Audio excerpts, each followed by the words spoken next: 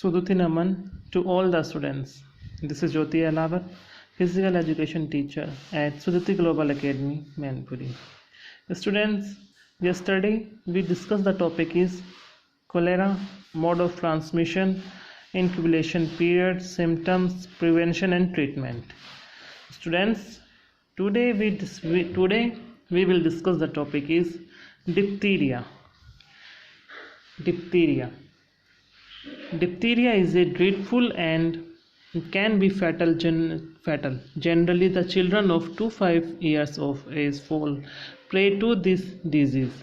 The germs of this disease are like C, which are called Corynebacterium. Diphtheria एक प्राणघातक मतलब जानलेवा और शीघ्र फैलने वाला, जल्दी फैलने वाला एक संक्रामक रोग है। यह सामान्यतः यह रोग 2 से 5 वर्ष के बच्चों को होता है। यह सी के आकार के कीटाणुओं द्वारा होता है, जिसे कोरिनीबैक्टीरियम कहा जाता है। Mode of transmission: when the patients of this disease speak, sneeze और कफ, its germs are spread in the air and enter into the body of healthy individual. Sometimes polluted toys, books and clothes etc. may spread this disease. यह रोगियों के बोलने, छींकने, खांसने से हो जाता है।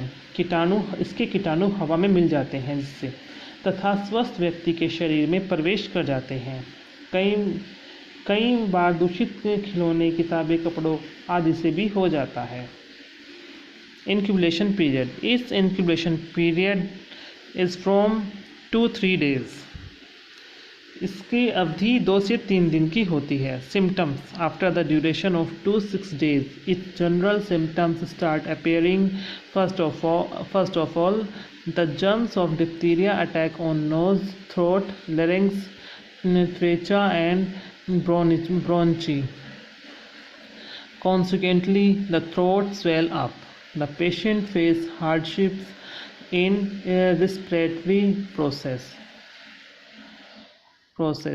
Vocal organs do not work properly. The patient feels pain when he drinks water. Liquid materials start coming out from the nose. Organs of the body are paralyzed. Muscles of the heart become inactive and finally the patient dies.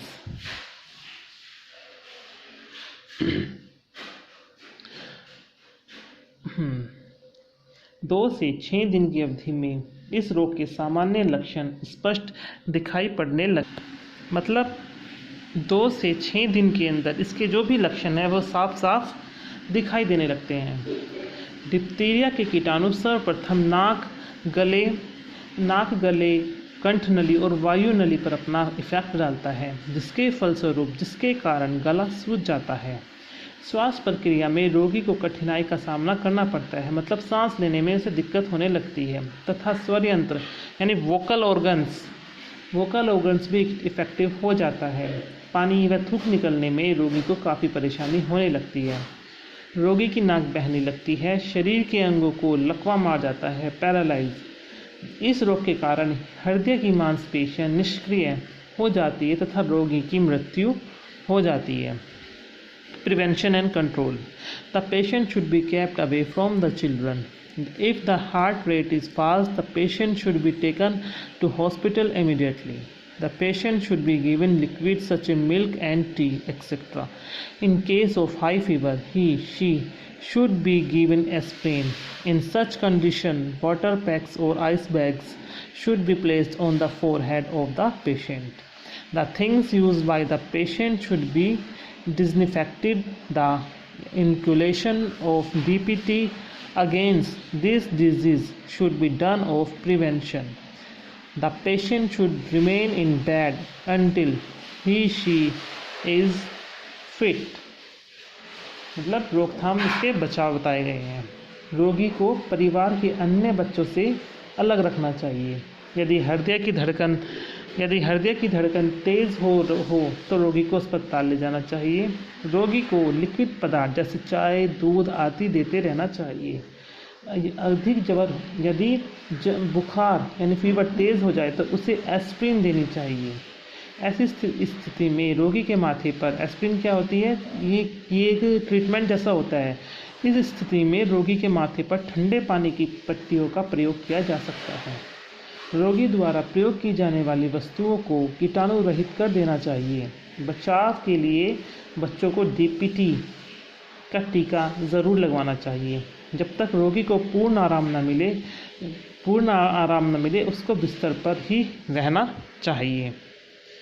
Next point is rabies. Rabies और hydrophobia is a fatal disease because death of patient is certain in such cases.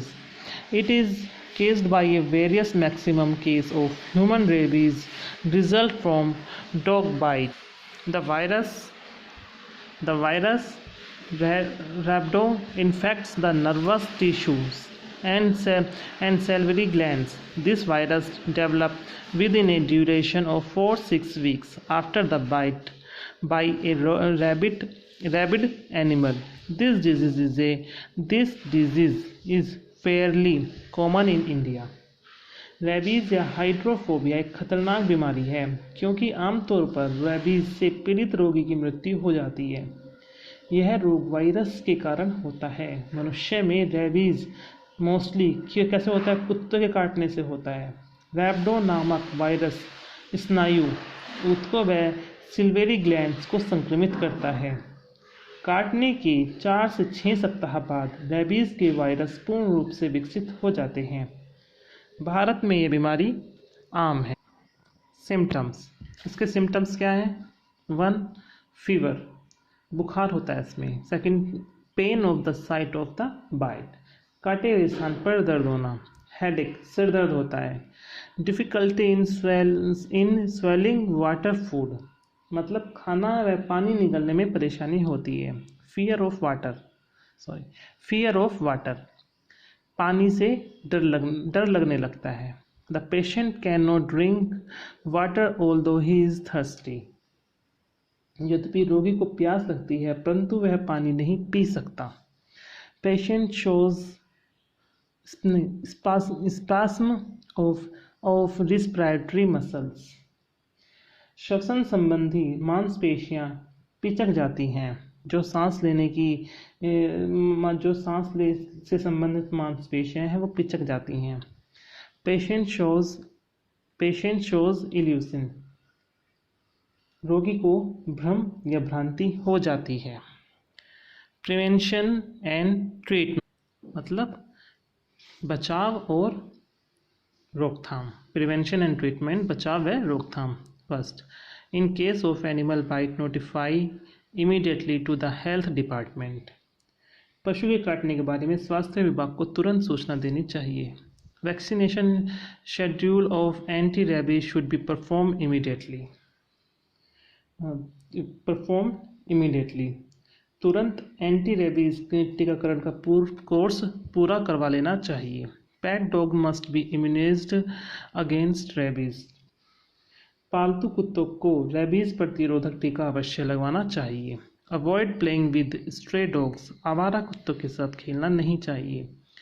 Any animal suspected of having rabies municipality should be notified, अगर आपको संदेह होता है, शक होता है कि इस पशु को, इस जानवर को रेबीज़ है, तो उसकी इंफॉर्मेशन तुरंत म्यूनिसिपैलिटी को देनी चाहिए।